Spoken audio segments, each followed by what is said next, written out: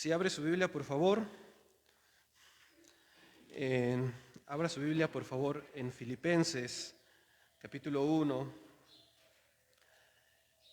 Filipenses, capítulo 1, versos 1 al 7. Y en lo que llega ahí, sean todos bienvenidos. Dios les bendiga, qué bueno que nos acompañen. Esperamos que Dios hable a través de su palabra y por medio de su Espíritu Santo a la vida de cada uno de nosotros. Sean todos bienvenidos. Filipenses capítulo 1, verso 1 al 7. Si lo leemos todos juntos a una sola voz, dice la palabra del Señor.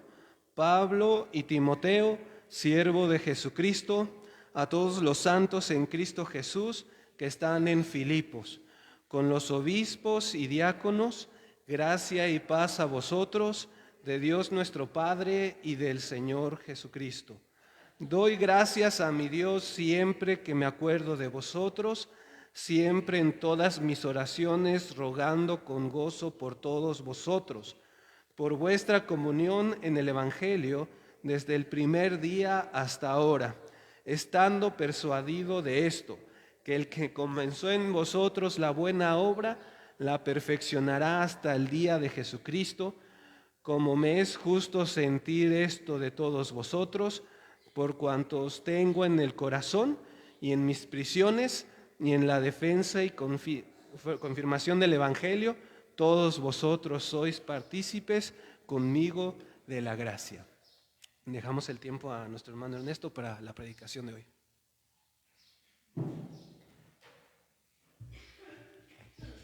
Muy buenos días a todos. Damos gracias a Dios por esta bendición que nos da de poder estar en su presencia, alabando al Señor y también pues conociendo más de su palabra, entendiendo más de su verdad revelada en ella.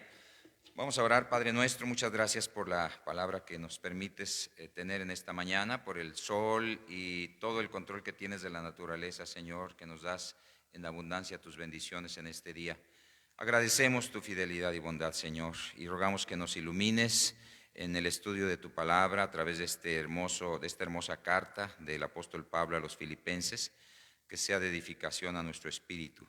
Te lo pedimos, Señor, en el nombre de Cristo Jesús. Amén. Puede sentarse, por favor. Bien, estamos empezando esta nueva carta, la carta del apóstol Pablo a los filipenses. Como decíamos la ocasión pasada, es una carta en la cual se respira un aroma de gozo.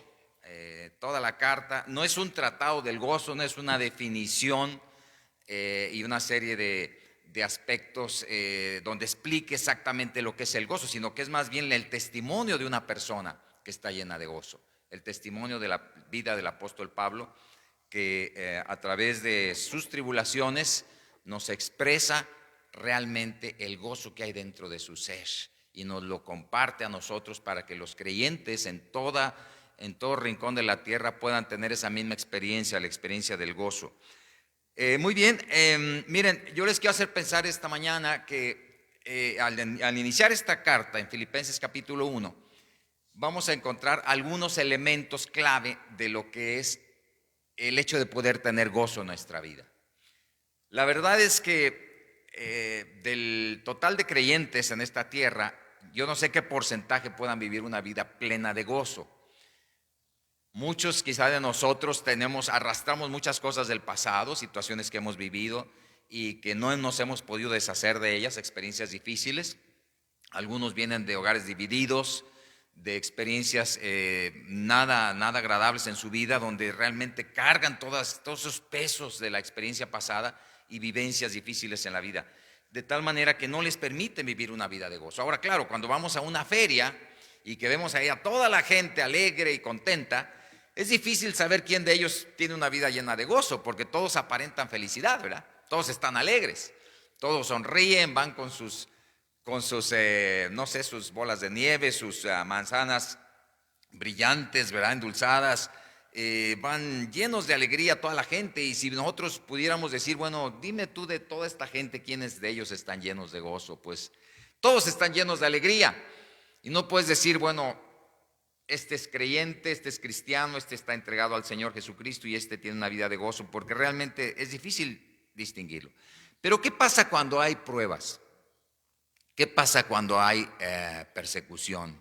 Cuando hay necesidades. ¿Qué pasa cuando vivimos una vida con problemas? Cuando estamos bajo situaciones de presión, tenemos enfermedades, nos falta el dinero, tenemos situaciones difíciles en el hogar. Un hijo anda metido en drogas, no solamente drogas pensando en situaciones de vicios, pero a lo mejor está metido en drogas, o sea, me refiero, debe por aquí, debe por allá y todo esto, ¿no? De tal manera que esas cosas, esas presiones, esas situaciones realmente nos hacen ver lo que hay dentro de nosotros. ¿Me explico? Eso es lo que, ahí es donde puede aflorar, donde puede verse, puede notarse lo que hay dentro de la persona. Cuando nosotros tenemos una habitación oscura y encendemos una lámpara, huyen las tinieblas y la lámpara prevalece en las tinieblas. Pero si nosotros tenemos esa habitación llena de luz y prendemos la lámpara no se nota. De tal manera que prevalece donde hay tinieblas, donde hay opresión, donde hay situaciones complicadas de la vida para vivirlas. Ahí es donde vas a brillar, ahí es donde tu gozo va a brillar, va a resurgir, ¿verdad? Bien, empezando la carta a los Filipenses, yo les invito a que nosotros detectemos aquí al menos 3 elementos que nos dan la pauta de lo que era la vida del apóstol Pablo, una vida llena de gozo. Al menos 3, nada más vamos a estar tocando los 7 primeros versículos. Quiero decirles que el capítulo 1 tiene algunas divisiones. Por ejemplo, los versos 1 y 2 nos dan la introducción a la carta. Vamos a ver cómo se presenta ahí el apóstol Pablo a la iglesia de Filipos, versos 1 y 2. Luego tenemos, esa es la introducción, luego los versos 3 al 11, tenemos los sentimientos del apóstol Pablo por la iglesia de Filipos. Ya hablamos la ocasión pasada en la introducción sobre su grande amor y su grande afecto del apóstol Pablo por esta iglesia, ¿verdad? Y vamos a ver un poquito esta parte de los sentimientos del apóstol Pablo por la iglesia. En la tercera división ahí del capítulo 1 tenemos de los versos 12 al 20, cómo en medio de la persecución el evangelio florece. Y eso lo va a tocar otro hermano el próximo domingo, pero va a estar emocionante también. Cómo en medio de la persecución el evangelio florece. Versos 12 al 20 es la tercera sección de este capítulo 1. Y luego tenemos una última sección de los versos 21 al 30, donde Pablo dice: para mí el vivir es Cristo. Entonces, vivir y morir para Cristo. Los versos 21 al 30, vivir y morir para Cristo. Muy bien. Pero yo quiero hacerles pensar en esta primera parte de la entrada a la carta, quiero hacerles pensar en al menos 3 fundamentos del gozo de la vida del apóstol Pablo. 3 fundamentos del gozo. El primero de ellos, y el segundo también, lo tenemos en el versículo 1. Si ustedes leen ahí, dice la escritura: Pablo y Timoteo, siervos de Jesucristo, a todos los santos que están en Cristo, a todos los santos en Cristo Jesús que están en Filipos, con los obispos y diáconos. Miren, Pablo escribió 13 cartas. De esas 13 cartas, la gran mayoría de ellas van a iglesias que están en Asia. Pero 2 de ellas van dirigidas a iglesias que están en los gentiles más lejanos, que es en la parte de Europa. Una de ellas es la de los tesalonicenses y otra de ellas es la de los filipenses. En estas 2 iglesias no les trata de comprobar que él es apóstol de Jesucristo. Casi todas sus cartas empiezan diciendo: Pablo, apóstol de Jesucristo. Pero aquí no, aquí no. Aquí incluye él a otro pupilo suyo, ¿verdad? Un discípulo suyo que realmente era un gran ayudante, un gran apoyo para la obra del ministerio, que era Timoteo. Y él tenía un gran concepto de este joven, Timoteo. Él era un hombre entregado al Señor y él le había seguido en las buenas y en las malas y había prevalecido con Pablo en el campo misionero. Tenemos entonces ahí a Pablo que está incluyendo a Timoteo dentro de su carta. Pablo y Timoteo. Y luego dice ahí también, el primer elemento que yo considero que es parte fundamental del gozo que debe prevalecer en el creyente, es que dice ahí: siervos de Jesucristo. Siervos de Jesucristo. Y miren, noten este aspecto que yo les voy a comentar. La palabra que denota el concepto de siervo en el griego original es doulos. Doulos es una palabra, o doulos, se menciona también como doulos, es una palabra que significa más que un siervo, como se tradujo aquí. Es un concepto que denota esclavitud. Esclavos de Jesucristo. Esclavos de Jesucristo. Nosotros no podemos tener el gozo del Señor en nuestra vida si simplemente nos consideramos hijos, o nos consideramos discípulos, o si nos consideramos salvos por gracia para ir al cielo. No digo que nada de eso sea cierto, todo es cierto, pero el verdadero gozo del creyente viene cuando tienes una posición de siervo, y más que de siervo, de esclavo delante de Dios. El apóstol Pablo y Timoteo se consideraban a sí mismos, se veían delante de Dios como sujetos a su amo, siervos, pero más que siervo, esclavo de Jesucristo. Este concepto doulos es un concepto bastante profundo. No es lo mismo un siervo que un esclavo en un sentido. Para nuestra cultura, un siervo, bueno, por ejemplo, una señora puede ir a hacer su servicio en una casa, puede limpiar la casa, puede ser un siervo de una casa, o por decir así, ¿verdad? Aunque es a veces un poquito difícil decirle que es una sirvienta, pero sin embargo está sirviendo ahí, y vamos a decir que hace la labor de un siervo. Pero ella tiene su horario. Ella sale de esa casa donde va a limpiar y se va a su casa y ella hace sus tareas y sus quehaceres y todo. Ahora, ella puede ser sierva de ese trabajo, pero no es siervo su esposo, ni sus hijos, ni sus nietos, ni nada de eso. Pero un esclavo era diferente en el concepto antiguo. En el concepto antiguo, el esclavo era una persona que vivía en la propiedad del amo, que hacía la labor que le mandaba el amo y que estaba a sus órdenes todo el tiempo, día y noche. No tenía un horario de trabajo. Estaba totalmente al servicio del amo. Sus hijos eran parte de una cultura de siervos, de esclavos, ¿verdad? Estaban totalmente a expensas del mandamiento del amo. Y en ese sentido, muchos de los creyentes hoy en día podemos considerarnos hijos con privilegios, que podemos obedecer o no a papá o a mamá, que si nos manda a ir a la tienda, que si nos manda a hacer esta cosa, que si nos manda a la escuela, podemos decir, pues miran, padre, ahorita no tengo ganas, o nos ponemos nuestros moños como hijos, ¿verdad? De alguna manera. Y a veces los padres nos consideran, pero cuando tenemos la posición desde donde estamos nosotros parados como esclavos, estamos en una posición diferente, en una postura distinta. Y en ese sentido, Pablo está identificándose a sí mismo como esclavo de Jesucristo. Esclavo de Jesucristo. Un concepto bastante profundo, de bastante compromiso a la obediencia del Señor. Muy, muy comprometido delante del Señor. No dijo ahí Pablo y Timoteo, hijos de Jesucristo. No dijo Pablo y Timoteo, discípulos de Jesús. No dijo esto, dijo siervos o esclavos de Jesucristo. Y esa palabra la usa en ocasiones también el apóstol Pedro, también se identifica en alguna de sus cartas como esclavo. Los dos hermanos de Jesús que escribieron cartas en el Nuevo Testamento, ¿quiénes son? Santiago o Jacobo y Judas. Ellos dos escribieron también usando la palabra siervos de Jesús. Su hermano mayor, que en la casa ahí de su padre José, el carpintero, era el hermanito modelo, ¿verdad? Y que a lo mejor le tenía cierta envidia. Pero con todo y eso, ellos cuando crecieron y se convirtieron a Jesús y creyeron en Jesús, ¿verdad? Y ya no lo vieron como una pugna en la familia, sino ellos escriben y dicen Santiago o Jacobo, ¿verdad? Que es el mismo nombre, siervo de Dios y del Señor Jesucristo.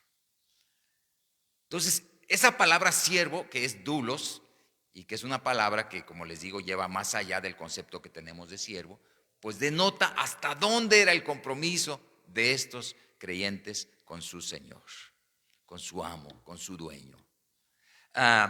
Dice la Escritura en relación con el hecho de que nosotros fuimos comprados. Si ustedes van por favor a 1 Corintios 6, 1 Corintios capítulo 6, ahí está hablando de cómo el Espíritu Santo está en nosotros, y dice la Escritura en 1 Corintios 6, verso 19, ignoráis que vuestro cuerpo es templo del Espíritu Santo, 6:19, el cual está en vosotros, el cual tenéis de Dios y que no sois vuestros. Verso 20, porque habéis sido comprados por precio. Glorifiquen a Dios en su cuerpo y en su espíritu, los cuales son de Dios. Fuimos comprados por precio, de manera que no somos nuestros. Debemos glorificar a nuestro Dios en nuestro cuerpo y en nuestro espíritu, los cuales son de Dios. No somos nuestros. Tenemos un Señor y amo de nuestras vidas, ¿verdad? Y siempre que vamos a tomar una decisión, pues yo quiero hoy hacer esto. Yo quiero ahora irme acá, yo quiero irme allá. Yo quiero tener esta actividad en el día de hoy. Ya hace mucho que no lo hago y lo voy a hacer. Bueno, le podemos preguntar a nuestro Señor si es correcto, si es justo, si es bueno, si es edificante lo que vamos a hacer. ¿Lo consideramos parte de las decisiones de nuestra vida? ¿Estamos a las órdenes de nuestro general para poder hacer las cosas en ese día? Son preguntas que tenemos que hacer. O simplemente tomamos decisiones y no tenemos en consideración a quien es nuestro dueño. No sois vuestros.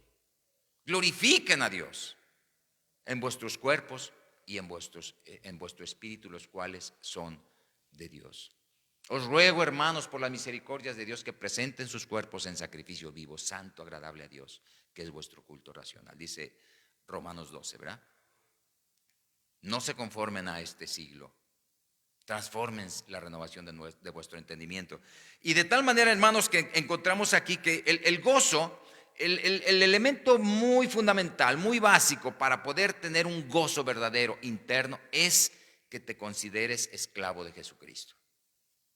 No un simple hijo con la seguridad de ir al cielo, sino un esclavo dispuesto a obedecer las órdenes de tu Señor y de tu amo, que es nuestro Dios y Señor Jesucristo. Ahí mismo, en 1 Pedro 2:9, por favor. 1 de Pedro 2:9, aquí en la final del Nuevo Testamento, 1 de Pedro capítulo 2, versículo 9, también nos habla de esa selección que el Señor hizo de nosotros, de nuestra vida, y el deber que tenemos nosotros delante de Él. Dice más, ustedes, verso 9, vosotros sois linaje escogido, real sacerdocio, nación santa, pueblo adquirido por Dios, para que anunciéis las virtudes de aquel que les llamó de las tinieblas a su luz admirable. Así que tenemos ahí, hermanos, una designación de lo que somos en Cristo, nuestra posición en Cristo, linaje escogido, real sacerdocio, nación santa, pueblo adquirido por Dios. Él nos compró con su sangre preciosa, ¿verdad? De manera que nosotros somos propiedad suya. ¿Qué pasaba en la feria de los esclavos allá en la antigüedad? No, tenían ahí a todos los esclavos y decía un hombre de dinero, un hombre rico, decía, yo compro a este esclavo. Y él lo compraba, lo llevaba a su propiedad y era totalmente de su propiedad, para que él hiciera todo lo que el amo dictara sobre el trabajo, sobre lo que él iba a hacer en la vida, sobre lo que todas sus actividades estaban. No tenía un sueldo, no tenía un salario, no tenía nada, simplemente lo que tenía era instrucciones claras de la voluntad de su amo. Así es que fuimos comprados por el Señor y dice fuimos adquiridos por precio, ¿verdad? Por un precio, de tal manera que fuimos adquiridos por Dios y con un propósito, ¿verdad? Dice que para que anunciemos las virtudes, no solamente fuimos comprados para estar ahí de adorno diciendo, a ver, mira, aquí está un cristiano, ahí lo tengo en la vitrina. Pero es un cristiano que con su vida, con su testimonio y con su gozo va a brillar y a resplandecer en medio de las tinieblas de este mundo. Va a brillar y va a resplandecer en medio de las tinieblas que rodean, que imperan en esta tierra, y cada vez van a ser más densas las tinieblas. Estoy seguro, estoy plenamente seguro, hermanos, que las tinieblas cada vez van a ser más densas. Así que tu gozo va a brillar más. Como el gozo del apóstol Pablo brillaba porque había tinieblas. Si anduviera en la feria, no hubiera brillado demasiado quizás, ¿verdad? pero había persecución, había pruebas difíciles sobre su propia persona, sobre su propia vida.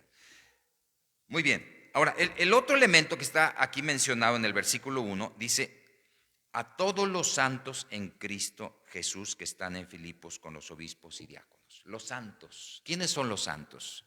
¿Serán aquellos que están ahí en los nichos? ¿Serán aquellas estatuas, aquellas imágenes que están ahí en los... No, Pablo está escribiendo a personas que van a leer esta carta, así que son vivos. Los santos en Cristo, dice Corintios, con todos los santos en Cristo, todos los que en todo lugar hablan de Cristo, conocen a Cristo y claman el nombre de nuestro Señor Jesucristo. Así es que los santos es la segunda designación o el segundo elemento que pudiéramos considerar que es parte del gozo de un creyente. Identificarse con los santos.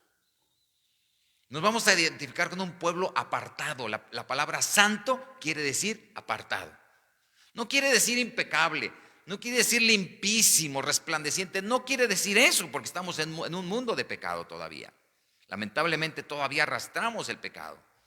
Todavía de vez en cuando, ¿verdad? Estamos luchando y batallando con este aspecto lacerante de la vida del ser humano, que es el pecado. Pero santo en la Biblia significa apartado. ¿Apartado para qué?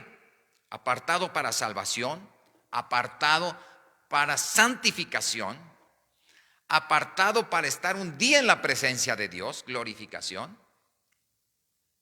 Así que Pablo sabía quién le había salvado y la seguridad que él tenía de quién era en su persona.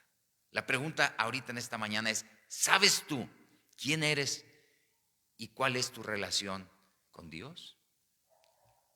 ¿Cuál es tu certeza y tu seguridad de la posición que tienes delante de Dios? Esa pudiera ser una pregunta a contestar en esta hora. Y ahí en donde leímos en 1 Pedro capítulo 2 nos dijo, ¿verdad? Ustedes son real sacerdocio, nación santa, pueblo adquirido por Dios, para que anuncien las virtudes de Dios. Vimos cómo fue fundada, la experiencia aquella de Lidia, ¿se acuerdan ustedes? Cómo el Espíritu Santo le guió, en vez de ir a Asia, lo dirigió hacia Europa. Y ahí en Europa, él encontró una mujer en el río, que estaban ahí, no tenían una sinagoga y estaban ahí adorando a Dios a su manera, no sabían cómo, no tenían una noción clara, pero el apóstol Pablo les anunció el evangelio y ellos... Era una asamblea organizada, donde encontró hermanos dispuestos a pagar el precio de servir al Señor como obispos, lo que quiere decir, es una palabra que significa episcopos o pastores, sobrevedores de la grey, los líderes de la congregación, pero también los diáconos, hermanos que estaban dispuestos a servir, que a lo mejor decían, bueno, yo no tengo ese don de liderazgo, ese ministerio, pero tengo el gozo de servir a mi Señor en quien he creído. Y ellos con toda alegría y con todo gozo servían a las mesas, servían en la administración de la iglesia y eran los diáconos de la congregación. Así que Pablo les escribe a toda la asamblea, a todos los santos, pero junto con ellos a los obispos y a los diáconos ahí. Muy bien. El versículo 2 dice: gracia y paz a vosotros de Dios vuestro Padre y del Señor Jesucristo. Gracia y paz era la forma de escribir normalmente en ese tiempo. Primero la gracia, después la paz. No podemos tener paz si no hay gracia primero. Si Dios no nos da de su gracia, nosotros no podemos tener paz. Podemos tener alegría pasajera, pero no podemos tener una paz permanente ni un gozo permanente. Así que esa salutación del apóstol era acostumbrada en aquellos días, y aquí la menciona el apóstol Pablo dirigida a los Filipenses. Dice el versículo 3: doy gracias a Dios siempre que me acuerdo de ustedes, siempre en todas mis oraciones rogando con gozo por todos ustedes. Fíjense que el apóstol Pablo tenía muy presente cómo se originó la iglesia de Filipos. Siempre estoy recordando cómo Dios hizo una obra maravillosa en esa iglesia, y me acuerdo muy bien que yo me dirigía hacia Bitinia, pero el Espíritu Santo me lo prohibió. Hechos capítulo 16. Y cómo es que el Espíritu Santo me guió hasta vosotros y cómo es que me dio fruto de bendición y pude ver la mano de Dios trabajando en los corazones de estas personas. Hemos estado compartiendo la palabra los sábados aquí en el vecindario y en una ocasión llegaba yo ahí, ya les he compartido esto sobre Marcelo, cómo es que llegué yo ahí a compartirle un poco de la palabra y Marcelo estaba enojado. Y dijo, bueno, ¿qué no tiene usted otra cosa mejor que hacer?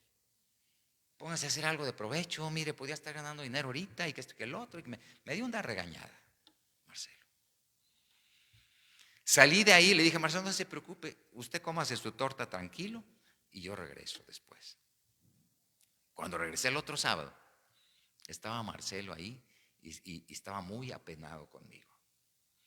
Y me dice él, oiga, dice, quiero pedirle una disculpa. Dice, la verdad, la vez pasada estaba muy enojado porque no he vendido nada. Él tiene una florería. No he vendido nada. Decía, estoy aquí batallando con el dinero y esto y el otro. Y no puedo pagarle a mi ayudante y las flores se me marchitan y esto y el otro. Y tengo puras pérdidas y no sé qué hacer. Yo le dije, mire Marcelo, tranquilo, no se preocupe. Vamos a orar y vamos a pedirle al Señor que Dios le ayude y le bendiga y le fortalezca. Estuvimos orando y después hemos ido a veces, aquí mi hermano, yo, mi hermano Armenio, hemos ido a veces a visitar a Marcelo y la vez pasada salimos con un ramo de flores cada quien. Dijimos, pues bueno, ¿cómo cambian las cosas, no?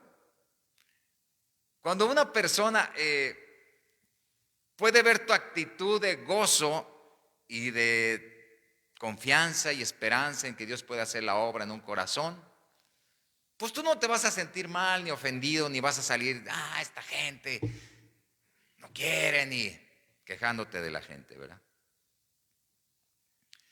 Pero las personas, Dios puede hacer que las personas cambien su corazón. Dios transforma los corazones de la gente, ¿verdad? Y nosotros tenemos que tener esa esperanza de que mi vecino más difícil, mi amigo, mi familiar que está más duro en su corazón, Dios puede transformar esa vida y ese corazón. Para que anunciéis las virtudes de aquel que os llamó de las tinieblas a su luz admirable. Pero necesitas tener el gozo. Yo creo que el gozo es un factor que puede alentar la edificación de la iglesia, pero también el llamado de los que no creen todavía. La queja, la negatividad, la discrepancia y todas esas cosas desalientan la comunión, ¿verdad? Y el ánimo de acercarse a las cosas espirituales, pero el gozo y la alegría que Dios da al corazón, algo más interno, ¿verdad? No algo tan exterior, ¿verdad? Como luces de colores, ¿verdad? Pero algo más interior. Entonces eso sí llama la atención no solamente a los creyentes para prevalecer en esa comunión, sino llama la atención a los que no conocen el Evangelio para que se entreguen al Señor. Porque dicen, esta vida, ¿cómo es que el apóstol Pablo, más adelante lo vamos a ver con más detalle, pudo haber estado en una cárcel cantando himnos a Dios? Cantando himnos a Dios. En una cárcel, allí en Filipos, ¿se acuerdan ustedes?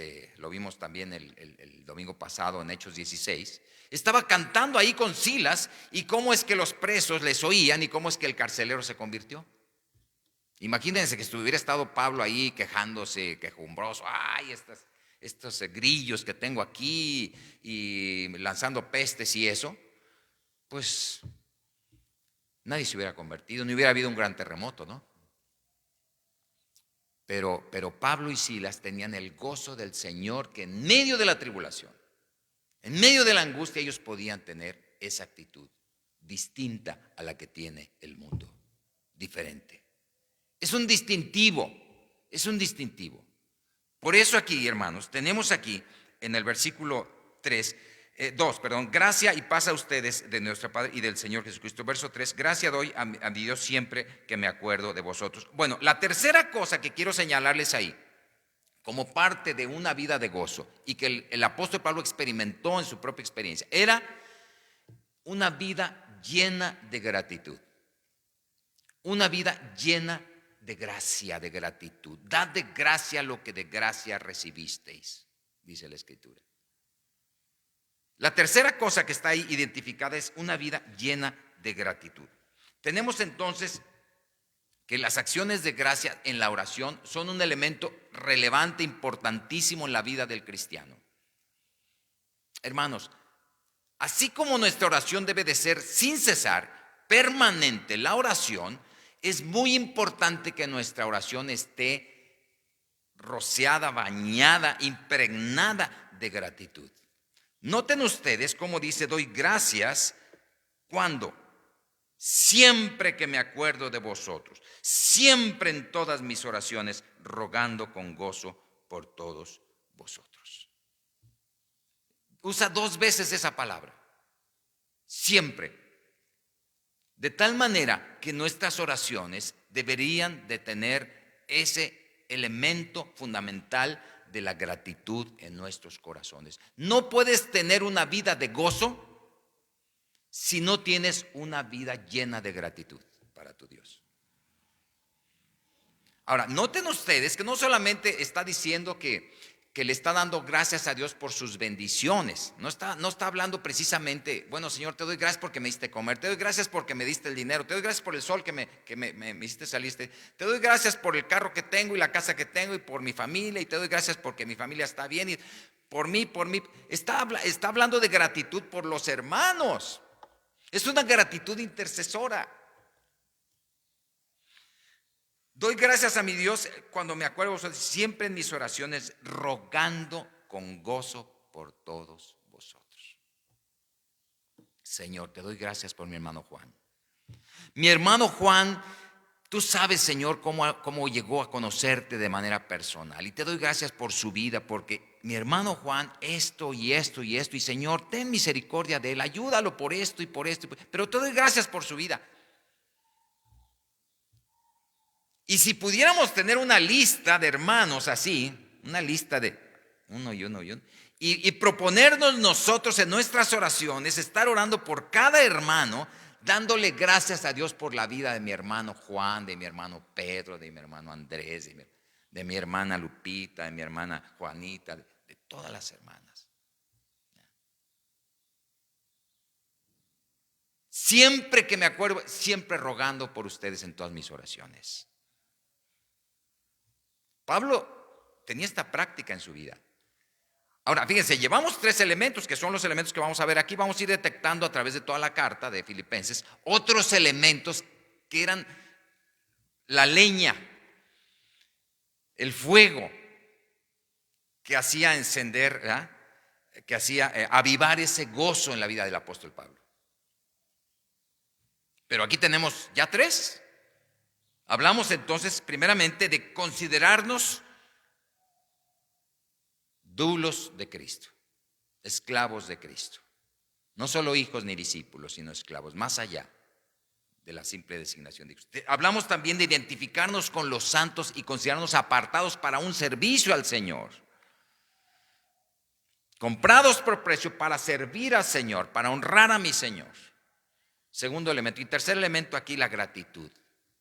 Una vida llena de alegría y de gozo, pero porque tenemos la práctica de la gratitud en nuestras oraciones. Todo el tiempo orando por nuestros hermanos amados, y estamos por nombre y apellido pidiéndole al Señor y rogando por sus vidas. Hemos tenido ahorita hace un momento, nuestro hermano Armenio nos compartía varias necesidades de nuestros hermanos.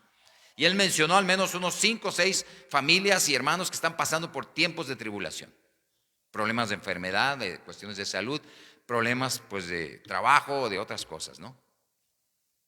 Si nosotros estamos agradecidos por estos hermanos, sus vidas, y le estamos agradeciendo a Dios por la experiencia de fe que ellos tienen, y además le estamos rogando por sus vidas, eso va a ser una práctica que nos va a unir y va a contribuir a la comunión del pueblo de Dios.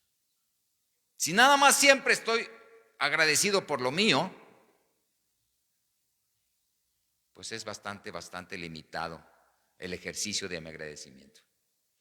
Pero si estoy agradecido y rogando por mis hermanos, entonces estoy contribuyendo a la unidad del pueblo, a la unidad de la iglesia de Jesucristo. Y es lo que está pidiendo Pablo aquí.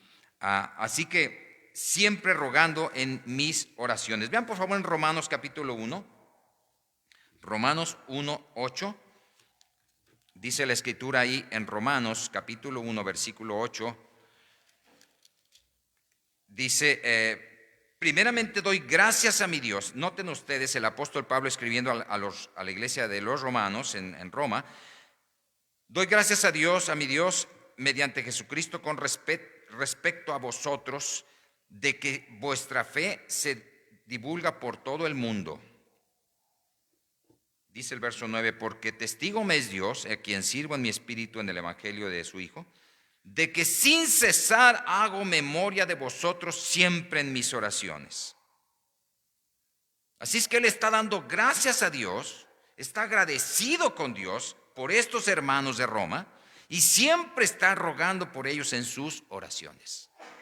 Noten ustedes eso. Si nos vamos a Corintios, en Corintios capítulo 1, 1 Corintios capítulo 1, versículo 4, 1 Corintios 1:4, dice la escritura ahí, gracias doy a mi Dios siempre por vosotros, por la gracia de Dios que fue dada en Cristo Jesús.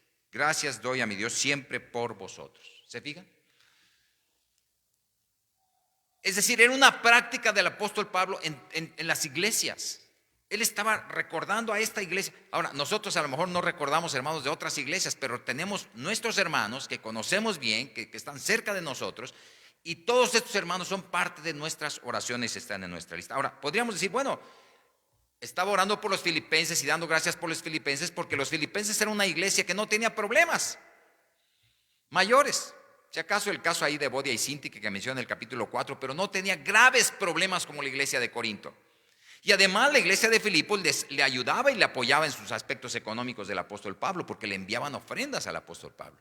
Entonces el apóstol Pablo estaba tan agradecido con la iglesia que estaba orando por ellos, intercediendo por ellos y muy agradecido. Sin embargo, la iglesia de los Corintios no lo apoyaba económicamente. Ni Roma precisamente lo apoyaba económicamente, sino solamente vosotros, cuando habla de las iglesias de Macedonia, ahí en 1 Corintios, capítulo 8 y 9, está hablando del apoyo de los de Macedonia. De tal manera que podríamos decir, bueno, daba gracias a Dios por los que lo ayudaban, pero por los que no lo ayudaban, también daba gracias a Dios.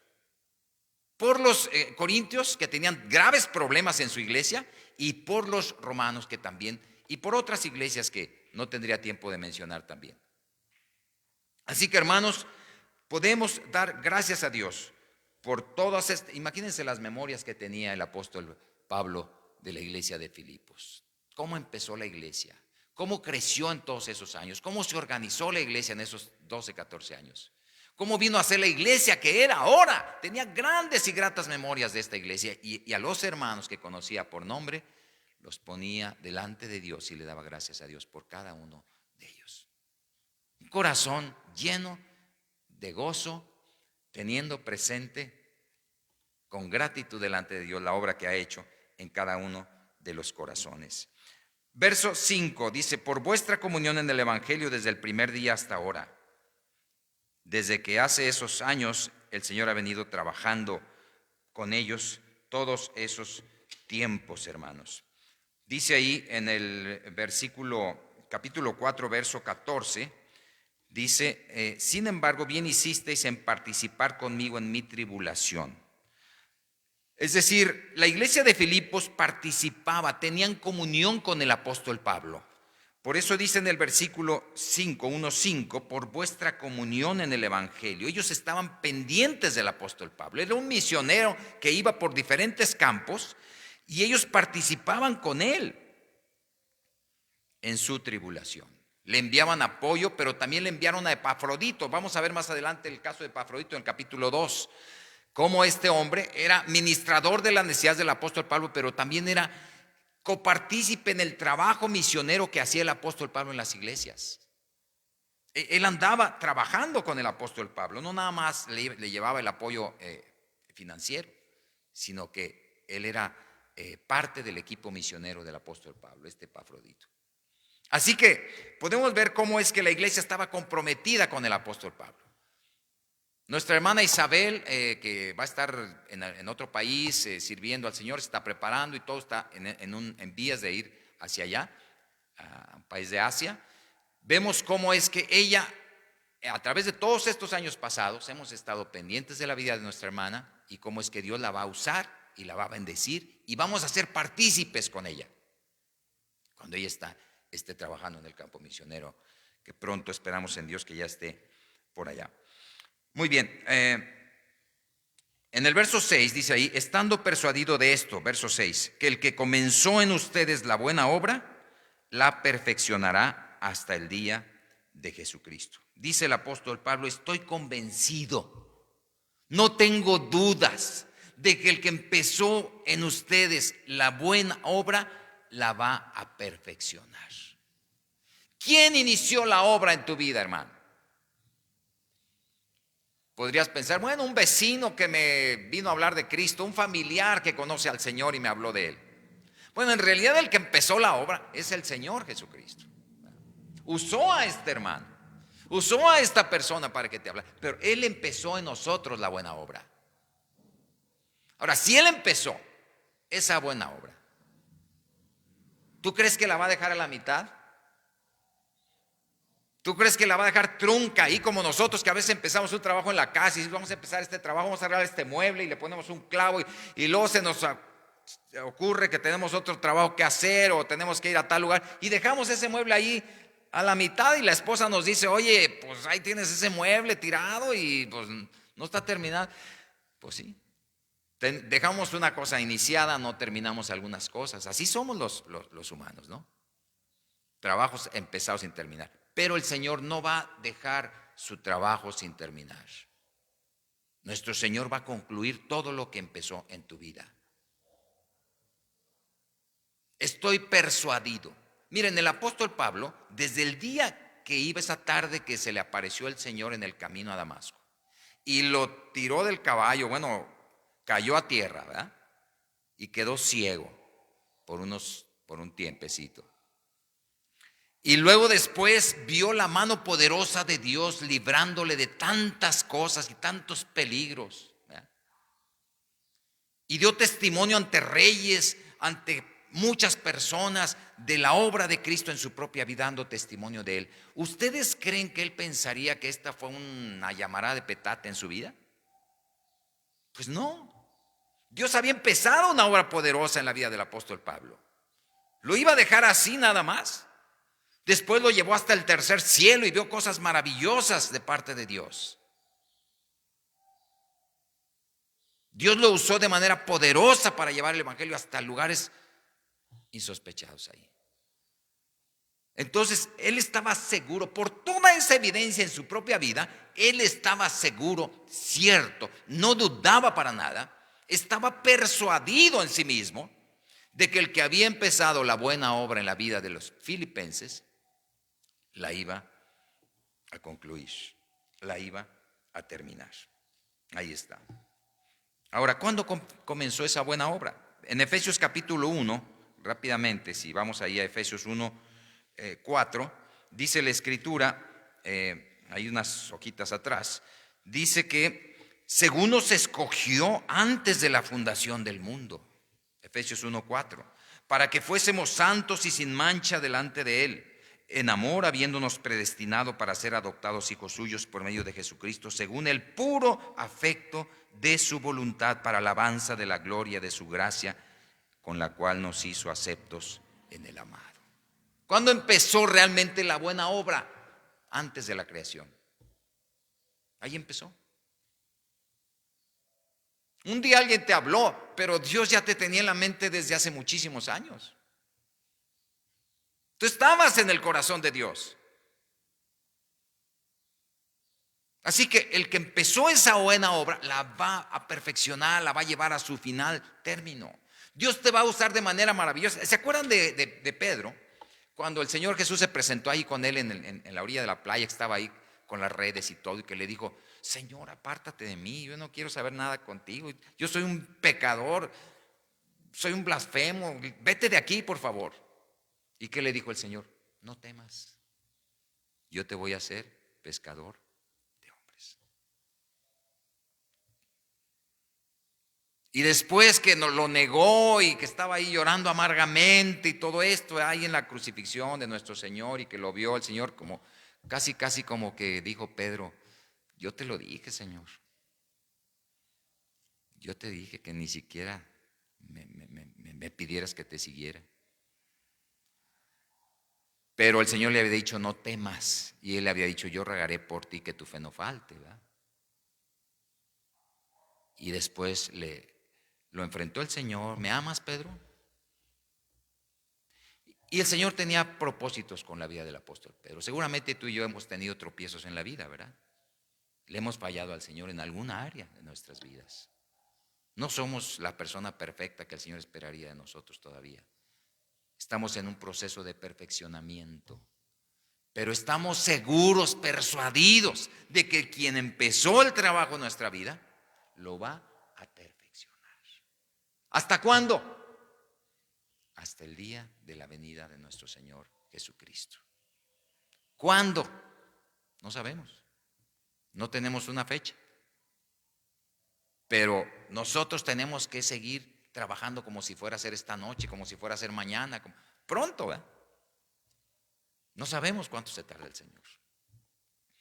Pero que no nos encuentre haciendo lo que no debemos, sino que estemos esperando su maravillosa venida en las nubes, viniendo por su iglesia, por cada uno de nosotros. Y dice ahí, para terminar, en el versículo, estamos en Filipenses 1, y ahí en el versículo 7, dice 1:7, como me es justo sentir esto de todos vosotros, por cuanto tengo en el corazón y en mis prisiones, en la defensa y confirmación del Evangelio, todos ustedes sois participantes conmigo de la gracia.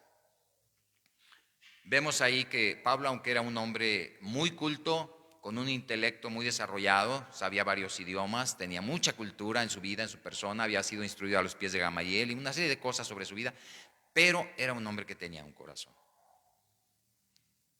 Y dice ahí, me es justo sentir esto de ustedes, por cuanto les tengo en el corazón, dice, y en mis prisiones, en la defensa y confirmación del Evangelio.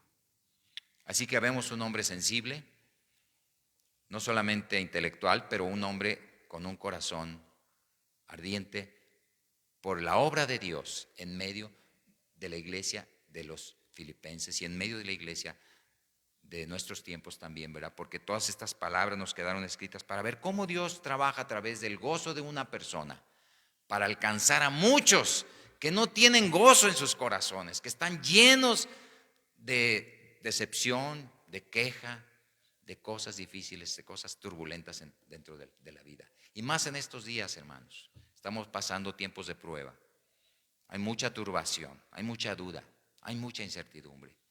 Pero estamos persuadidos, seguros, sin dudar, de que el que comenzó en nosotros la buena obra la va a perfeccionar hasta el día de Cristo. Oremos. Padre Celestial, muchas gracias por tu palabra, Señor.